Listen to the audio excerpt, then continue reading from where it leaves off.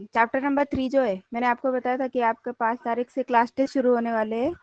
तो class test में आपका सिलेबस रहेगा first, second and third unit. Third unit का जितना पार्ट होगा ना पेपर से पहले, वो सारे पॉइंट्स आपके रहेंगे सिलेबस में। मतलब फर्स्ट सेकंड तो कंप्लीट यूनिट रहेगा, और थर्ड यूनिट के थर्ड चैप्टर के जितने पॉइंट्स होंगे वो सारे आपके सिलेबस में, मतलब पेपर में आने वाले हैं क्वेश्चन। तो अभी हम स्टार्ट करते हैं, ठीक है। तो चैप्टर नंबर 3 का नाम है डिजिटल फॉरेंसिक, और फॉरेंसिक का मतलब है इन्वेस्टिगेशन करना। अब इस तरह से डिजिटल को फॉरेंसिक किया जाता है वो मैं आपको बताती हूँ। तो यहाँ पे सबसे पहले उसका डेफिनेशन देख लेते हैं, उसका इंट्रोडक्शन देख लेते हैं। क्या विजिबल नहीं है? वेट, एक मिनट।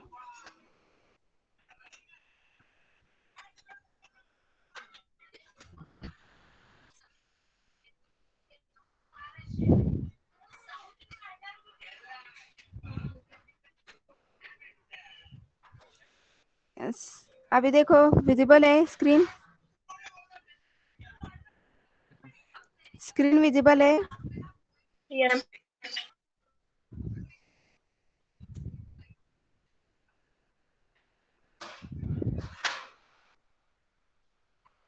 आदित्य विजिबल है क्या स्क्रीन? ओके। तो चैप्टर नंबर 3 में सबसे पहले हम फॉरेंसिक का डेफिनेशन देख लेते हैं। Forensic science is a well established science that plays a vital role in criminal justice system. It is applied to both criminal and civil action. Forensic science क्या है?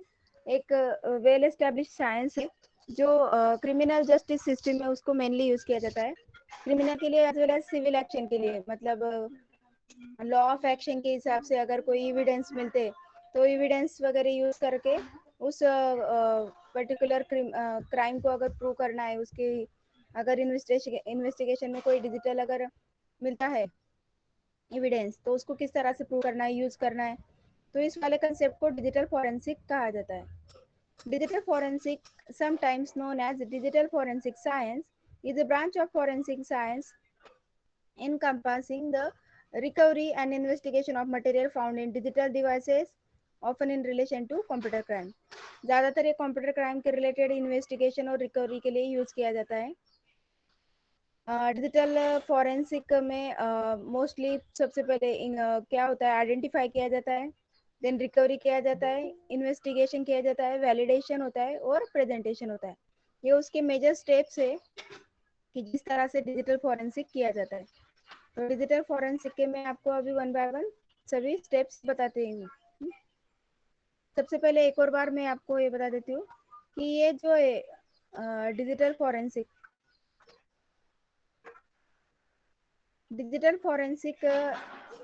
जो है, it is the branch of science which are mainly use for recovery and investigation of digital evidence. Digital का मतलब जो है computerise के related जो एविडेंस है उसको इन्वेस्टिगेट करना, और उससे डेटा या फिर एविडेंस को मतलब फाइंड आउट करना और उसको प्रेजेंट करना, उसे कहा जाता है digital forensic.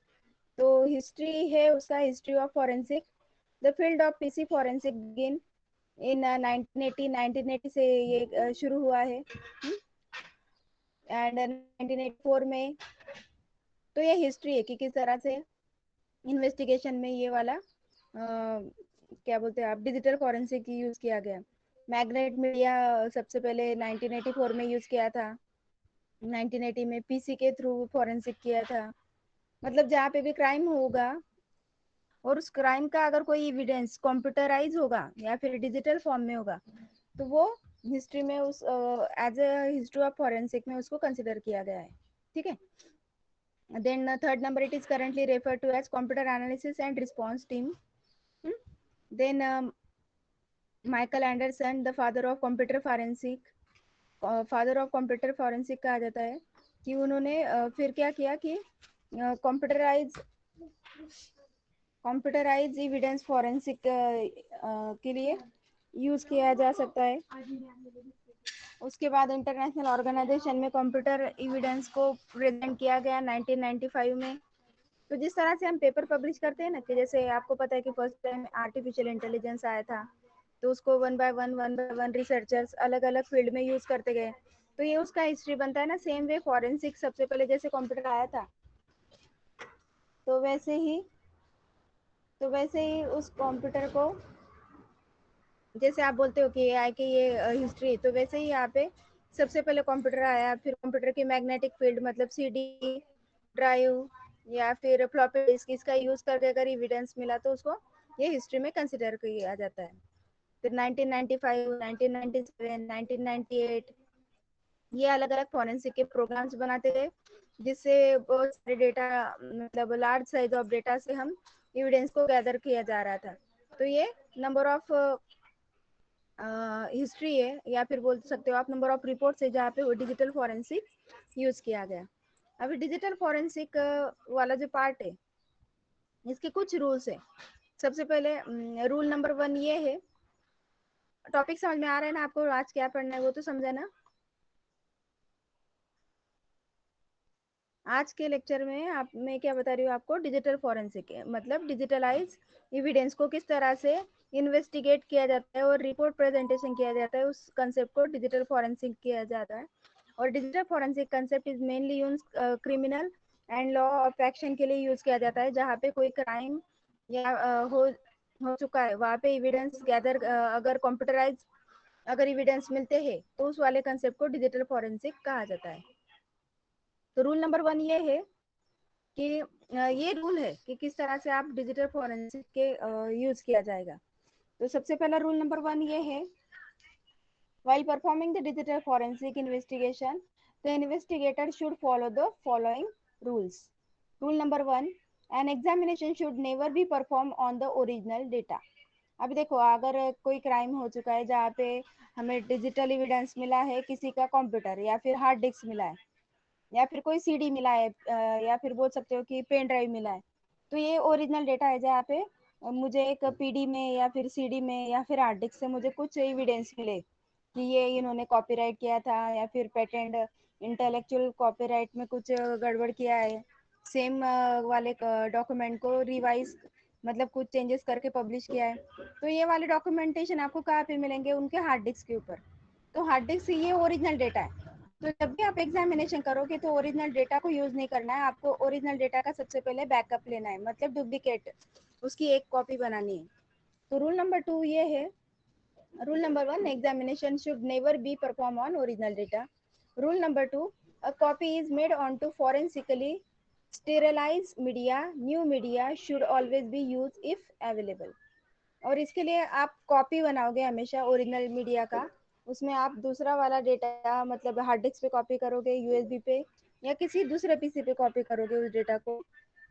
And rule number 3, the copy of the evident must be an exact and bit by bit copy. और जब कॉपी बनाओगे तो जैसे डेटा था ओरिजिनल, वैसे का वैसा exact bit by bit same to same copy होना चाहिए। जो आप जो भी डुप्लीकेट बनाने वाले हो मीडिया, उस पर सेम टू सेम कॉपी होना चाहिए। एंड समटाइम्स उसको बिट स्ट्रीम कॉपी भी कहा जाता है, बिकॉज यहाँ पे एक सिंगल बिट का भी चेंज अलाउड नहीं रहता है। ओके। एंड रूल नंबर 4 ये है, the computer and the data on it must be protected during the acquisition of the media to ensure that the data is not modified. और उस time पे जब आप उसको बिट बाय बिट कॉपी करोगे तो ये इंश्योर करना है कि ये वाला जो मीडिया आपने कॉपी लिया है, बैकअप किया है, कंप्यूटर पे जो डेटा लिया है, ये प्रोटेक्टेड रहेगा और उसमें कुछ भी डेटा मॉडिफाइड नहीं होगा या फिर चेंजेस नहीं होंगे। The examination must be conducted in a such a way as to prevent any modification of the evidence. और एग्जामिनेशन ऐसे ही कंडक्ट करना है कि जहाँ से आप प्रिवेंट करोगे कि कोई भी एग्जामिनेशन करते समय, मतलब एग्जामिनेशन करने से पहले और उसके बाद कोई भी उस एविडेंस को मॉडिफाई ना करे।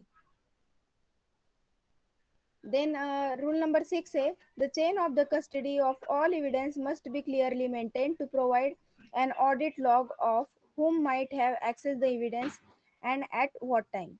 और उसके बाद जब आप कस्टडी ऑफ एविडेंस मतलब जितने सारे एविडेंस आपको मिलेंगे आप उसको एक कस्टडी में मतलब एक जगह पे उसको सिक्योर करके रखोगे।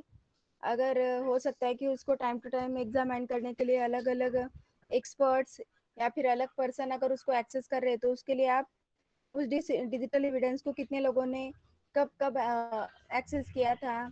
और तो वो ऑडिट का जो इंफॉर्मेशन जिसमें मतलब log in time log out time कितने टाइम पे उस डेटा को लिया था चेक किया था, ये सारा जो इंफॉर्मेशन है एक जगह पे उसको स्टोर करना है और लिखना है। तो ये है रूल नंबर 6। तो रूल ऑफ डिजिटल फॉरेंसिक्स ये बताते हैं।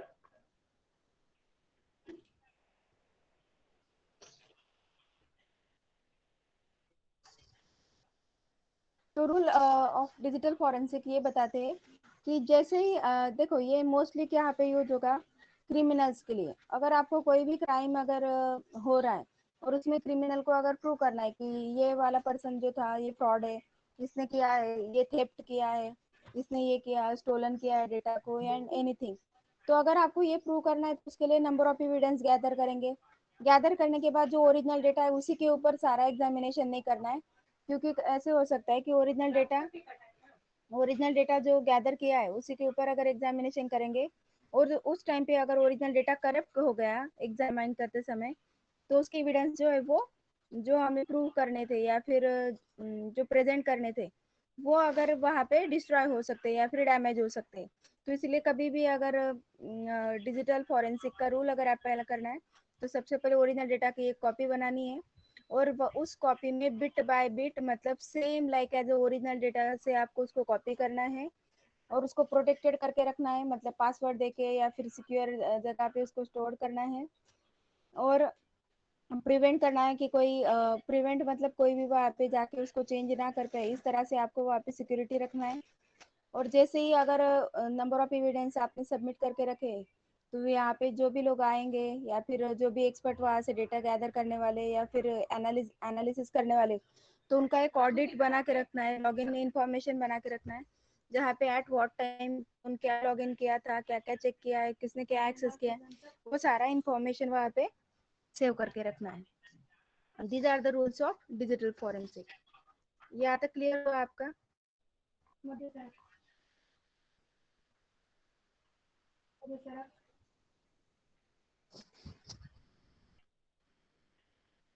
तो डेफिनेशन ऑफ डिजिटल फॉरेंसिक दिया है इधर। तो डेफिनेशन ये है, digital forensic is a series of steps to uncover and analysis electronic data through scientific method। हम्म? मतलब इसमें क्या कहते हैं, digital forensic is a series of steps मतलब नंबर ऑफ स्टेप्स होते हैं जिसको किसके लिए यूज करते हैं, uncover and analysis electronic data through scientific method apply करके अलग अलग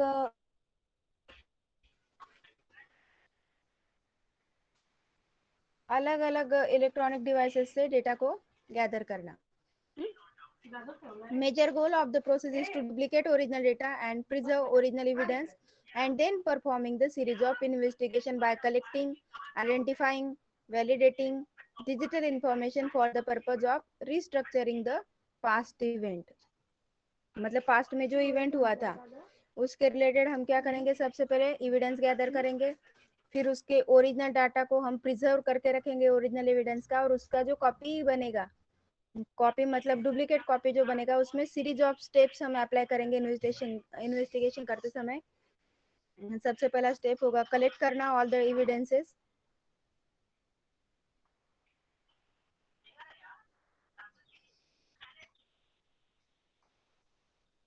तो digital forensic, one minute, digital forensic is a series of steps to uncover and analysis electronic data through scientific method। Then a major goal of the process is to duplicate original data and preserve original evidence, and then performing the series of investigation by collecting, identifying, validating digital information for the purpose of restructuring past event। मतलब क्या करना है कि series of steps apply करने हैं कि जहाँ से हम अनकवर और एनालिसिस करेंगे इलेक्ट्रॉनिक डेटा को बाय यूजिंग अप्रोप्रिएट मेथड।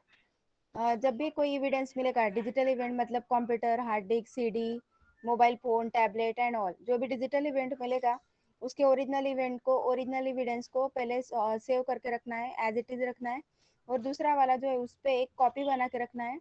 और जो कॉपी डुप्लीकेट डेटा जो होगा जहाँ पे कॉपी किया है उसी के ऊपर हम कलेक्टिंग, आइडेंटिफाइंग, वैलिडेटिंग, ये जो सीरीज ऑफ स्टेप्स है इन्वेस्टिगेशन के, वो सारे उसी डुप्लीकेट डेटा के ऊपर करना है। हम डुप्लीकेट डेटा किसके लिए बना रहे हैं? बिकॉज ओरिजिनल डेटा डैमेज ना हो, वहाँ से डेटा डिलीट ना हो या फिर मॉडिफाई ना हो। इसलिए डिजिटल फॉरेंसिक में सबसे पहले डुप्लीकेट डेटा पे ही इन्वेस्टिगेशन किया जाता है और ओरिजिनल डेटा को, एविडेंस को सेव करके रखते हैं। Digital forensic investigation is a special type of investigation where the scientific procedure and technique used will be allowed to view the result. Digital evidence to be admissible in a court of law. और जो भी digital evidence मिलते हैं वो court of law में allowed है। तो जब भी साइंटिफिक प्रोसीजर और टेक्निक जो है कि मतलब किस तरह से डेटा को गैदर करना है, तो जो एक्सपर्ट है उनके पास वेरियस नंबर ऑफ मेथड्स और एल्गोरिदम्स है जहाँ से हम अलग अलग एल्गोरिदम के थ्रू, साइंटिफिक मेथड के थ्रू डेटा एविडेंस से गैदर कर सकते हैं। तो यहाँ पे goals of digital forensic investigation है। गोल्स क्या है? गोल्स मतलब ऑब्जेक्टिव बोल सकते हो आप उसको, ठीक है। The main objective computer forensic investigation is to examine digital evidence and to ensure that they have not been tampered in any manner. Tampered का मतलब क्या है? Modified नहीं होना चाहिए। तो main objective of computer forensic investigation is to examine digital evidence and to ensure that they have not been modified and tampered. तो वो change नहीं हुए हैं, ये सबसे पहला उसका ऑब्जेक्टिव रहता है। और ये अचीव करने के लिए गोल, ये इस तरह से हैंडल, ऑब्स्टेकल इस तरह से ये ऑब्स्टेकल हैंडल करने के लिए क्या करना पड़ता है? तो सबसे पहले handle and locate certain amount of valid data from large amount of files stored in a computer system. तो उसमें से सिर्फ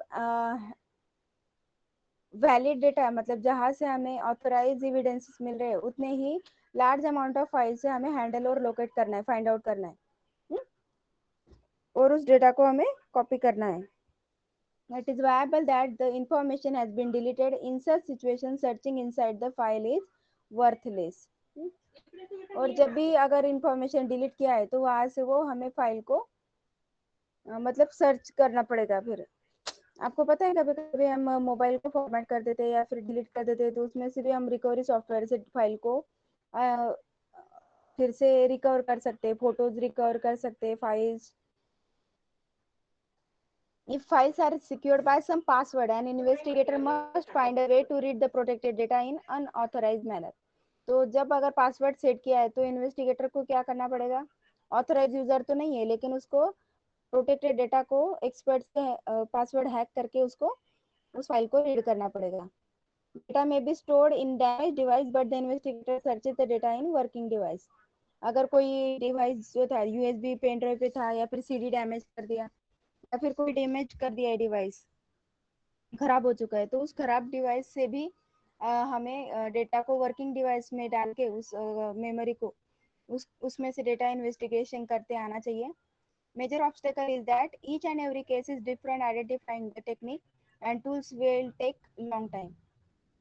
ऑब्स्टेकल क्या आता है कि अलग अलग जो टेक्निक्स है और टूल्स है जहाँ से हम डेटा को आइडेंटिफाई करने वाले, लेने वाले, इसके लिए अलग अलग मेथड्स है और उसके लिए बहुत सारा टाइम लगता है। The digital data found shall be protected from being modified. It is very tedious to prove that the data under examination is unaltered. और हमेशा डेटा जो भी रहेगा डिजिटल डेटा उसको प्रोटेक्टेड रखना है, मॉडिफाइड नहीं होने देना है। जब तक उसका एग्जामिनेशन हो रहा है तब तक वो अनअल्टर्ड होना चाहिए, मतलब बिल्कुल भी उसमें मॉडिफिकेशन नहीं होने चाहिए। और ये टेंडियस जॉब है कि अगर कोई एक्सपर्ट वहाँ पे लॉग इन कर रहा है, चेक कर रहा है, हो सकता है कि उसको मॉडिफाई कर सके, तो उसमें आपको सिक्योरिटी मेंटेन करना है। Common procedure for investigation and standard technique for collecting and preserving digital evidence are desired. और कॉमन प्रोसीजर होना चाहिए कि डिजिटल एविडेंस से डेटा कैसे गैदर करने, ये कॉमन मतलब एक स्टेप्स होने चाहिए प्रॉपर, उसी को अप्लाई करके आपको एविडेंस को गैदर करना है। तो ये थे डिजिटल एविडेंस। तो डिजिटल एविडेंस में ये देखो, अभी थोड़ा सा मैं ये वाले पार्ट फिर से बताती हूँ। यहाँ तक आप सभी को समझा है क्या? फिर मैं मॉडल स्टार्ट करूंगी। यहाँ तक समझा? What is forensic, what is digital forensic? Digital forensic समझा सभी को? हेलो, तो आज बहुत ही कम स्टूडेंट ज्वाइन हुए हैं और मैंने एक्स्ट्रा लेक्चर इसके लिए रखा कि आपका एटलीस्ट थोड़ा सा सिलेबस हो जाएगा क्लास टेस्ट तक। इसके लिए मैंने एक्स्ट्रा लेक्चर रखा। स्टूडेंट सुबह के लेक्चर को ज्वाइन भी नहीं हो रहे। ठीक है, देखो ये वाला पार्ट में थोड़ा सा फास्ट में फिर से रिवाइज करती हूँ, फिर मैं मॉडल से एक्सप्लेन करूंगी। What is forensic? Collection and analysis of evidence. Collection करना और उसको एनालिसिस करना एविडेंस को। एविडेंस मतलब प्रूफ जो भी मिल रहे हैं किसी क्राइम के लिए, तो उस प्रूफ को एनालिसिस और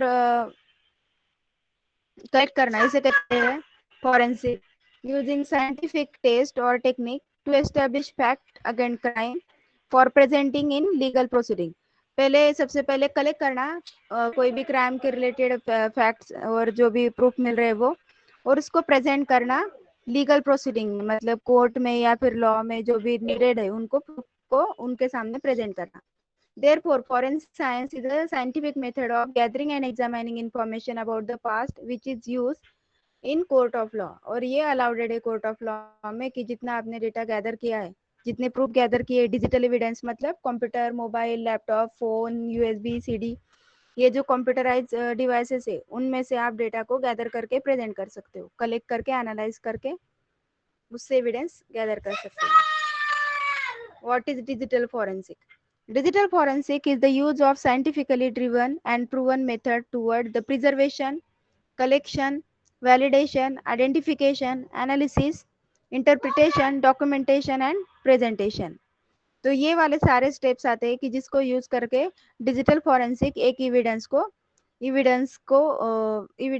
मतलब जो भी डिजिटल मीडिया मिला है उससे डेटा को गैदर करते, एविडेंस को गैदर करते for the purpose of facilitation और furthering the reconstruction of evidence found to be criminal or helping to anticipate unauthorized action should be disruptive to plan operation। तो ये अभी मतलब क्या करना है आपको, उस एविडेंस को कभी भी चेंज नहीं होने देना या फिर किसी अनऑथराइज पर्सन को उसको मॉडिफाई करने में हेल्प नहीं करने देनी। अभी ब्रांच ऑफ डिजिटल फॉरेंसिक क्या रहते हैं? The technical aspect of investigation is divided into several branches. Computer forensic, firewall forensic, database forensic, network forensic, forensic data analysis, mobile devices forensic.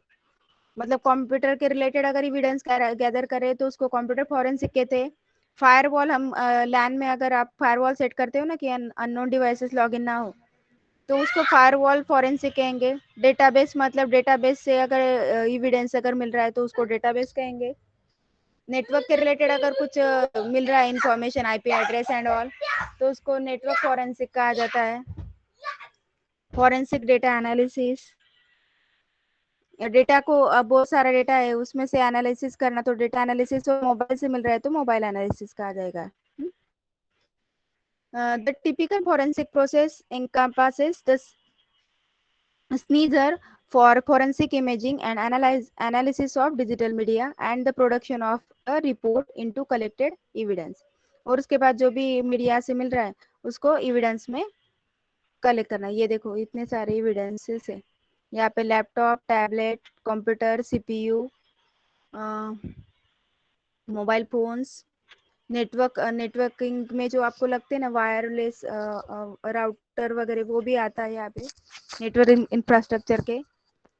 Then CD, DVD, pen drive, ये सारे जो भी है digital devices वो सारे आपके forensic devices में consider होते हैं। Evidence, a piece of information that support a conclusion. A digital evidence, any data that is recorded and preserved on any medium in or by a computer or other similar digital evidence that can be read or understood by a person। तो recorded और preserve करके रखना ऐसे कोई भी medium को जो computerise है और स्मार्ट डिजिटल डिवाइस पे है, जिसको बाद में पढ़ सकेंगे और अंडरस्टूड कर मतलब उससे पढ़ेंगे और समझ में आएगा कि यहाँ से क्या डेटा मतलब बोल सकते हैं आप उसको चेंज किया है, मॉडिफाई किया है, या फिर कोई जो कंप्यूटराइज थेफ्ट है वहाँ पे नॉर्मली डिजिटल एविडेंस अवेलेबल रहते हैं. It include display, print out and other output of that data.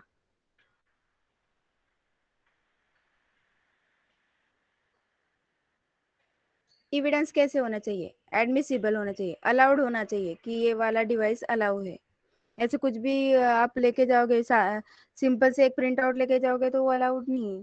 उसमें पहले उस डिजिटल मीडिया में जो भी मिला हुआ है उसका ओरिजिनल कॉपी लेने के बाद अलाउड किया जाएगा. तो मतलब एडमिसिबल है कि नहीं, लॉ में चलेगा कि नहीं, वो चेक करना है. ऑथेंटिक है कि नहीं, मतलब ऑथेंटिक मतलब वैलिड है या नहीं, फ्रेजाइल है या नहीं, मतलब वो ज़्यादा डैमेज है, डिस्ट्रॉयड है, अल्टर्ड है, फिर भी आप उसको प्रेजेंट करें तो उस वहाँ से डेटा कैसे गैदर होगा? वैसे नहीं चलेगा. एक्यूरेट होना चाहिए, कंप्लीट होना चाहिए, जहाँ पे पूरा एविडेंस मतलब वो प्रूफ हो सके क्राइम, ऐसा कंप्लीट एविडेंस होना चाहिए. एंड कन्विंसिंग, मतलब कन्विंस होने चाहिए सामने वाले. तो उतने टाइप के एविडेंस होने चाहिए. ये डिजिटल एविडेंस है जहाँ पे आप ईमेल भी यूज़ कर सकते हो. कोई फोटोग्राफ होगा, फोटोग्राफ से अगर कोई अलग फोटो है, उसमें करते हैं ना कंप्यूटराइज में, हम थोड़ा सा चेंजेस करके फोटो को चेंज कर देते हैं. तो वो कंप्यूटर में जहाँ पे भी आपने सॉफ्टवेयर के थ्रू बनाया, तो वो भी एक एविडेंस कंसिडर होता है. ATM transaction, word processing document, जहाँ पे कुछ डॉक्यूमेंट लिख के रखा है आपने, किसी का बुक है, उसके content as it is copy करके आप अलग नाम से प्रेजेंट कर रहे हैं. इंटरनेट ब्राउजर हिस्ट्री, किसी का पासवर्ड आप स्टोर कर रहे हो, उनका लॉगिन चेक कर रहे हो, और यहाँ पे जो इंटरनेट में ब्राउजर में हिस्ट्री होता है वो भी एक एविडेंस आ जाता है. स्प्रेडशीट, एक्सेल में अगर कोई डेटा है, डेटाबेस में है, कंप्यूटर मेमोरी, कंप्यूटर पे कोई किसी का बैकअप है, या फिर प्रिंट आउट लेके रखे है आपने. तो ये वाले जो है ये सारे एविडेंसेस है अलग अलग, ये सारे अलाउड है. डिजिटल वीडियो, ऑडियो, कोई वीडियो है या ऑडियो है वो भी अलाउड है. persistent data and volatile data. Types of digital evidence है, meaning data that remain intact when the digital device is turned off. Hard disk, disk drive, removable storage media. Meaning data that remain intact, मतलब वो हमेशा वो वहाँ पे data present रहता है कि वो डिजिटल डिवाइस आपने टर्न ऑफ करने के बाद भी वहाँ पे सेव रहता है. जैसे हार्ड डिस्क पे डेटा सेव रहता है, पीडी में डेटा सेव रहता है, सीडी में डेटा सेव रहता है. और वोलेटाइल डेटा का मतलब क्या रहता है? The data is lost, would be lost if the digital device is turn off. अगर आपने वो जैसे बोलते हो ना आप टेम्पररी मेमोरी, तो टेम्पररी मेमोरी के जैसे यहाँ पे अगर आपने डेटा रखा तो वो बाद में उस डिवाइस को अगर ऑफ करेंगे तो वो डेटा वहाँ से डिलीट हो सकता है, लॉस्ट हो सकता है.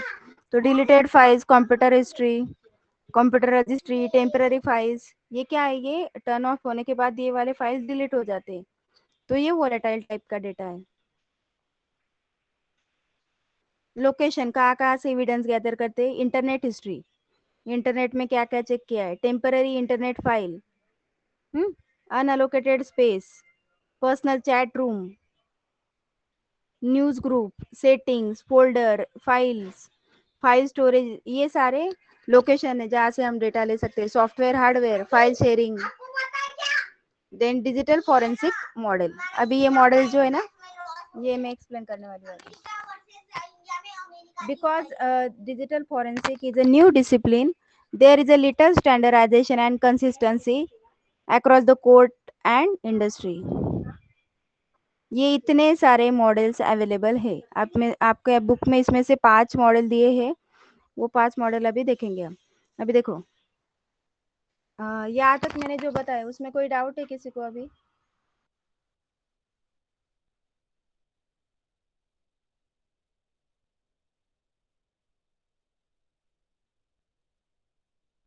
किसी को डाउट है क्या? Is there anyone having doubt? Remaining students, model start कर रही हूँ फिर मैं. डिजिटल फॉरेंसिक का डेफिनेशन, गोल, ऑब्जेक्टिव समझ में आ गए आप लोगों को? आवाज आ रही है क्या रिमेनिंग, या सिर्फ लॉग इन करके रखा है? Yes ma'am. Yes ma'am.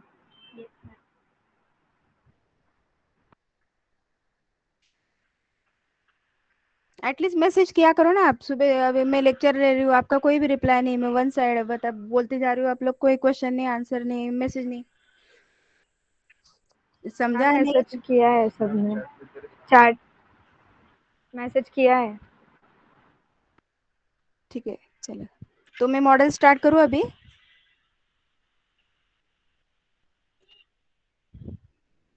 Digital forensic investigation model start करती हूँ फिर मैं। ओके, तो ये देखो डिजिटल फॉरेंसिक के आई थिंक अभी आपके बेसिक कंसेप्ट क्लियर हो चुके हैं। अभी यहाँ पे है ना बहुत सारे मॉडल्स दिए हैं। मॉडल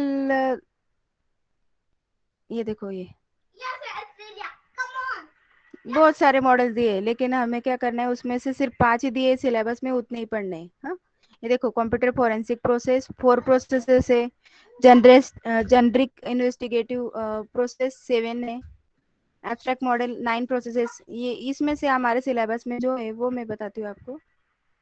ये सबसे पहला नंबर 1 आता है, model of digital forensic road map for digital forensic research, उसको शॉर्ट में RMDF, RMDFR।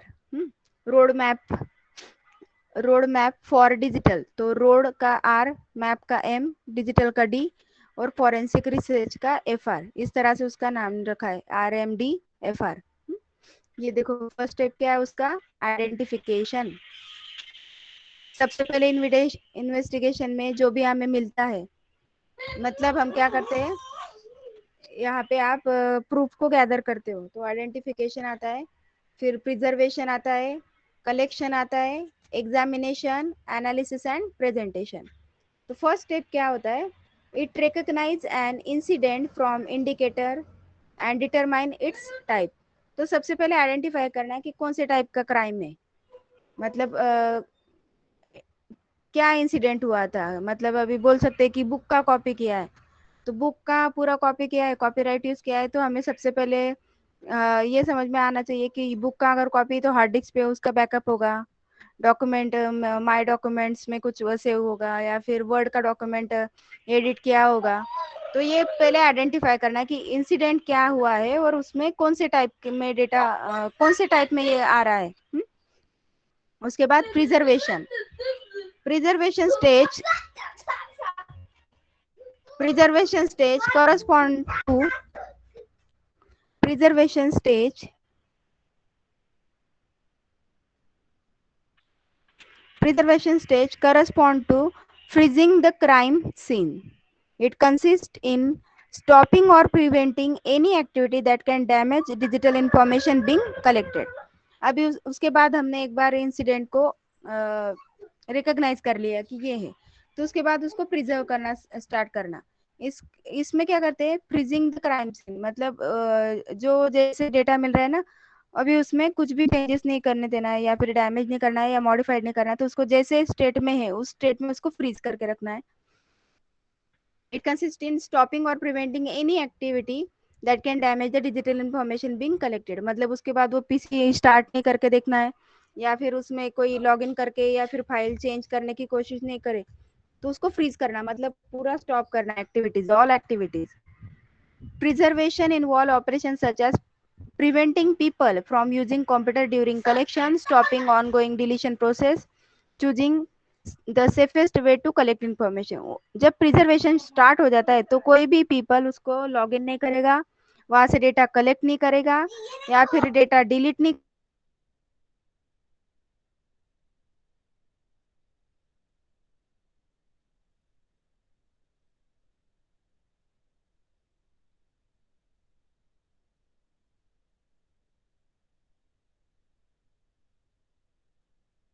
देखो सबसे पहले आइडेंटिफाई किया कौन से टाइप का क्राइम हुआ था, उसके इंसिडेंट क्या हुए थे, मतलब उस टाइम पे एक्चुअल सिचुएशन क्या थी।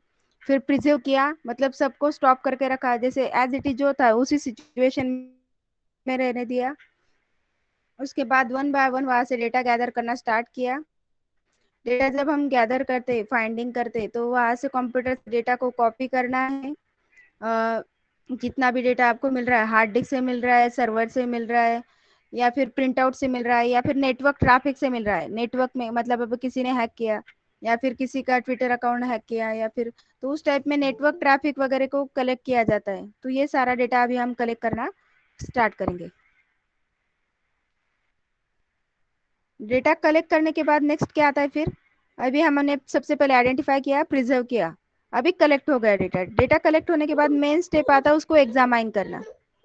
Examination stage consists in-depth systematic search of evidence relating to the incident being investigated.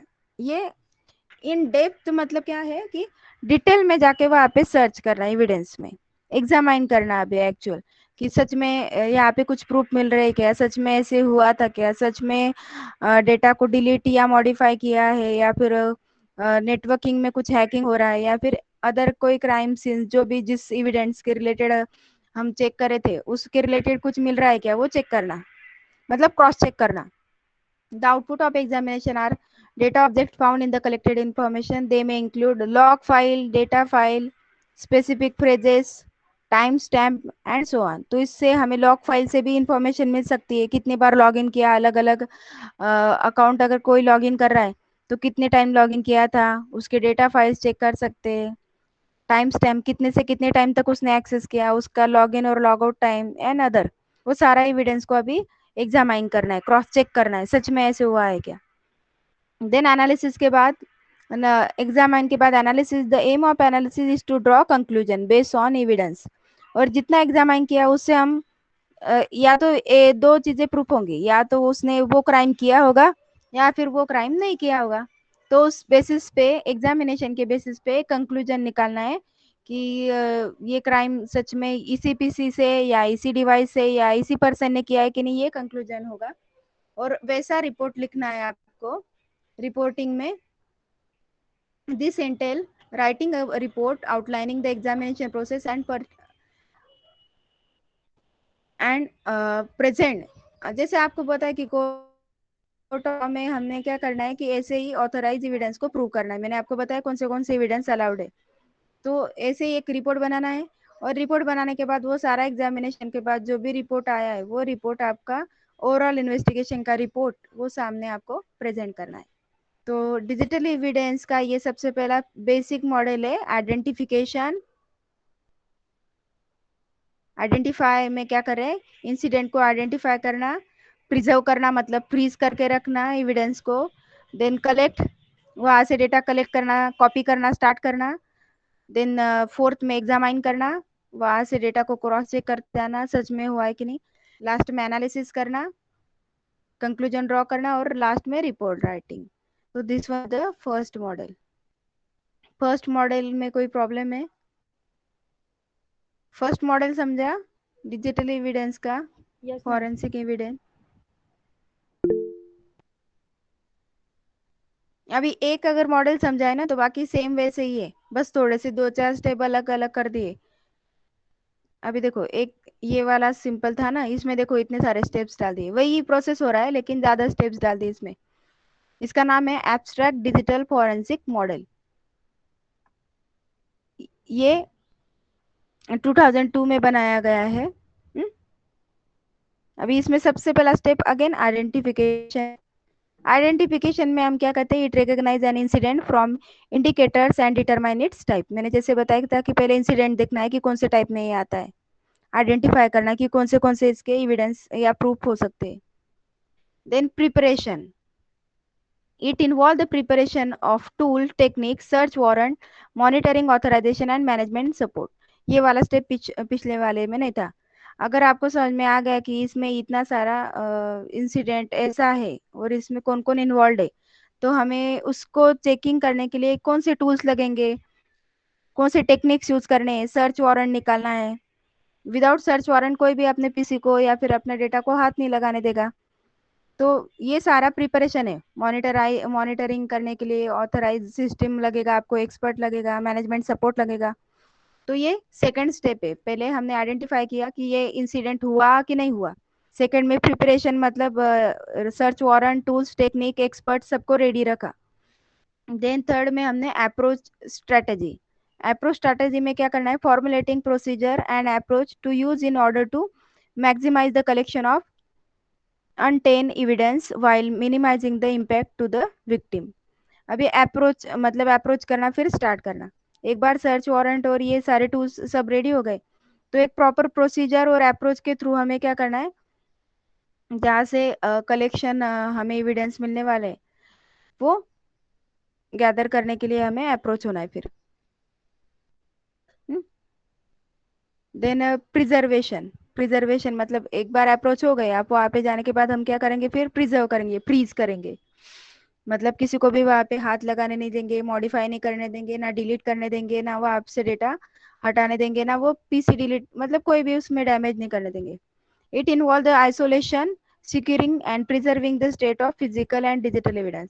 उसके बाद उसको प्रिजर्व कर लो। आइसोलेशन मतलब अलग से रखो, सिक्योर करके रखो और प्रिजर्व करके रखो। Then collection, data collection start करो फिर वहां से। एक बार प्रिजर्व होने के बाद, this is a record to physical scene and duplicate digital evidence using the standardize accepted procedure. फिर वहां से जो डिजिटल, तो यहाँ से फिजिकल सीन्स जो है, मतलब जो भी डेटा हमने फ्रीज करके रखा है, वहां से हम क्या करेंगे, फिर डेटा को कलेक्ट करेंगे, एविडेंस को कलेक्ट करेंगे। इसके लिए प्रॉपर एक प्रोसीजर होता है। उसी प्रोसीजर के थ्रू हमें डेटा को कलेक्ट करना है। जैसे मैंने आपको बताया कि original data as it is रखना है, और उसका जो कॉपी रहेगा, डुप्लीकेट फाइल, उसी के ऊपर हमें एग्जामिनेशन करना होता है, क्योंकि ओरिजिनल डेटा डिलीट या मॉडिफाई ना हो। देन एग्जामिनेशन, कलेक्ट हो गया डेटा, अभी एग्जामिनेशन में आप उसको क्रॉस चेक करोगे। And in depth systematic search of evidence related to the suspected crime, this focuses on identifying and locating potential evidence. तो एग्जामाइन करना है इसमें कि सच में वो एविडेंस राइट है, प्रूफ जो मिला है वो एविडेंस, मतलब क्राइम जो हुआ है वो उसके लिए मतलब बोल सकते हैं कि रेडी है ये एविडेंस, और यहाँ से प्रूव हो रहा है कि सच में ऐसा क्राइम हुआ है। तो उसको एग्जामाइन करना है। एग्जामाइन के बाद एनालिसिस निकालना है। एनालिसिस नथिंग बट कंक्लूजन होता है। This determine the importance and probative value to the case of the examine product. इसके बाद हम क्या करेंगे, डिटरमाइन करेंगे कि जो भी हमने एग्जामाइन किया है वो, मतलब जो भी एग्जामाइन किया है कि whether the crime is happen और नॉट, तो वो जितना हमने गैदर किया है वो उस लॉ के, मतलब कोर्ट में उतना सारा प्रेजेंट करने के लायक है या नहीं है। नहीं तो हम एग्जामाइन कुछ कर रहे हैं और उससे उसका जो क्राइम है वो भी प्रूफ नहीं हो रहा है, और कुछ अलग ही इंफॉर्मेशन एनालाइज करके हमने प्रेजेंट कर दिया, तो ये रॉन्ग प्रोसीजर है। इसलिए एनालिसिस करने के बाद अगर आपको लगता है कि ये इनकम्प्लीट है या वैलिड नहीं है या फिर मीनिंगफुल नहीं है, तो एनालिसिस के बाद फिर से फीडबैक जा रहा है एग्जामिनेशन में, मतलब फिर से आप उसको एग्जामाइन कर सकते हो जब तक आपको वैलिड एनालिसिस नहीं मिलता तब तक। उसके बाद summary and explanation of conclusion. उसके बाद हम क्या करेंगे, एनालिसिस अगर ओके हो गया, नंबर ऑफ टाइम्स हमने एनालिसिस कर लिया, एग्जामाइन कर लिया, फिर उसको प्रेजेंट करेंगे, एक्सप्लेनेशन लिखेंगे उसके बारे में, और लास्ट में रिटर्निंग एविडेंस। और जो भी प्रॉपर्टी ओनर है, जिसका भी ये पीसी था या फिर जिसका भी वो डिवाइस था, उसको उस जिसके वजह से हमने उसको फ्रीज करके रखा था, वो वाला जो जिसका भी वो प्रॉपर्टी ओनर है, मतलब कंप्यूटर होगा, तो उसको उसका एविडेंस रिटर्न करके देना है। तो ये है नेक्स्ट वाला मॉडल। सेम स्टेप्स थे, बस उसको अलग अलग पार्ट में थोड़ा सा बढ़ा दिया है। तो यहाँ तक मैंने दो मॉडल्स बताए आपको, दो मॉडल्स बताए मैंने आपको अभी तक। ये दोनों मॉडल्स आपको समझे या नहीं समझे वो।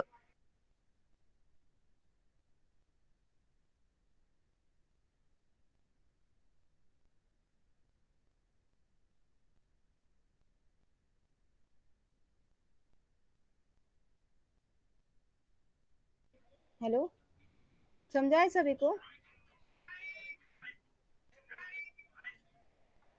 तो डिजिटल फॉरेंसिक कंसेप्ट क्लियर हो गया अभी? सिंपल और इजी चैप्टर है, सबसे छोटा चैप्टर है। इसमें आपको क्या है, सिर्फ इतना ही पढ़ना है कि अगर कोई मतलब देखो डिजिटल क्राइम नॉर्मली कब होता है कि अगर कोई किसी का अकाउंट लॉगिन करके वहां से अलग अलग मैसेज डाल रहा है, तो उस टाइम पे कोई अपना कंप्लेन करता है कि मेरे अकाउंट का ना यूज कर रहा है, कोई मैसेज भेज रहा है, या फिर ऐसे जो कंप्यूटराइज जहाँ पे एविडेंस आते उस वाले उस वाले कंसेप्ट में आपका ये वाला पार्ट आता है कि डिजिटल फॉरेंसिक वाला इन्वेस्टिगेशन वहाँ पे आता है। तो किसी ईमेल कर रहा है कोई, हमारे लॉगिन को लॉगिन करके अलग अलग मैसेज सेंड कर रहा है, या फिर हमारे एटीएम के ट्रांजैक्शन कर रहा है, या फिर बोल सकते हो आप किसी का बुक है, या फिर इंटेलेक्चुअल प्रॉपर्टी राइट है, पेटेंट वगैरह फाइल करते हैं ना, तो ऐसे अगर कोई पेटेंट का अगर कोई कॉपी बना रहा है, या फिर हमारा बुक है उस बुक का कोई कॉपी बना रहा है और वो अपने नाम से भेज रहा है, और या फिर डुप्लीकेट कॉपी बना रहा है, तो ये ऐसे वाले जो एविडेंस, ऐसे वाले जो सिचुएशन है उसमें नॉर्मली कंप्यूटर यूज किया जाता है। अपडेट अगर करना है आपको डॉक्यूमेंट, तो आपको ऑब्वियसली कंप्यूटर लगेगा जहाँ पे आप नया डॉक्यूमेंट बनाओगे।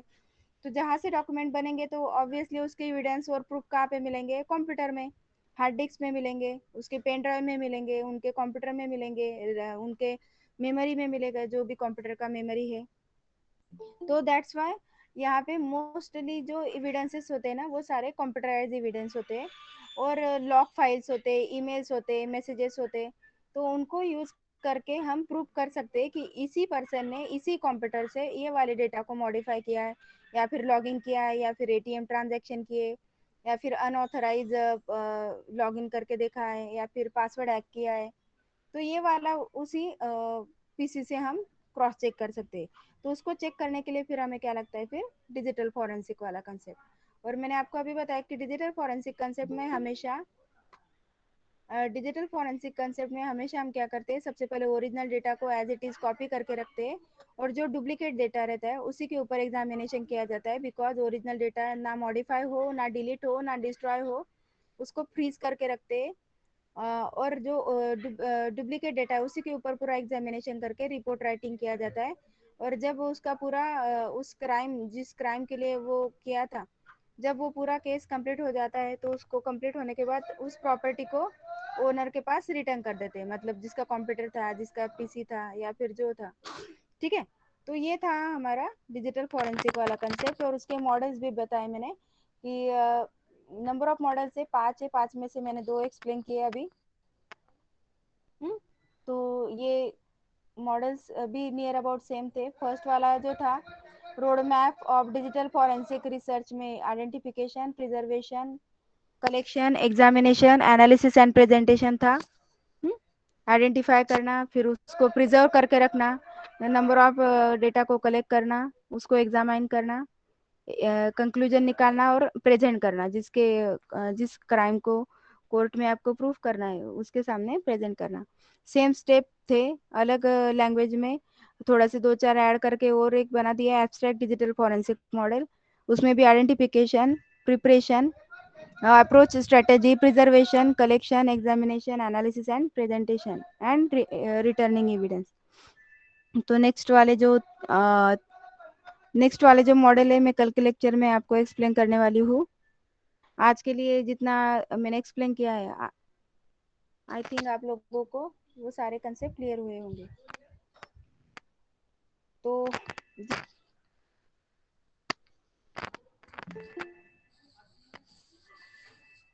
सभी को कंसेप्ट क्लियर हुए हैं क्या? तो मैं अभी अटेंडेंस का लिंक शेयर करती हूँ, और कल के लेक्चर में जितना भी हमारा सिलेबस होगा, कल के लेक्चर में जितना भी सिलेबस होगा वो आपके क्लास टेस्ट में आएगा। हाँ, एक लेक्चर बीच में मेरा मिस हो गया था, तो इसलिए सिलेबस थोड़ा सा पीछे चल रहा था। मैंने आपको बोला था कि 6 यूनिट्स है आपको, तो पहले क्लास टेस्ट में 3 रहेंगे और सेकंड क्लास टेस्ट में 3 रहेंगे। तो आज आधा यूनिट हो चुका है शायद, और कल मैं रिमेनिंग वाला जितना पार्ट है उतना कंप्लीट करूंगी। जितना भी होगा कल के लेक्चर में वो सारा आपको क्लास टेस्ट में आने वाला है। अटेंडेंस शेयर करती हूँ मैं।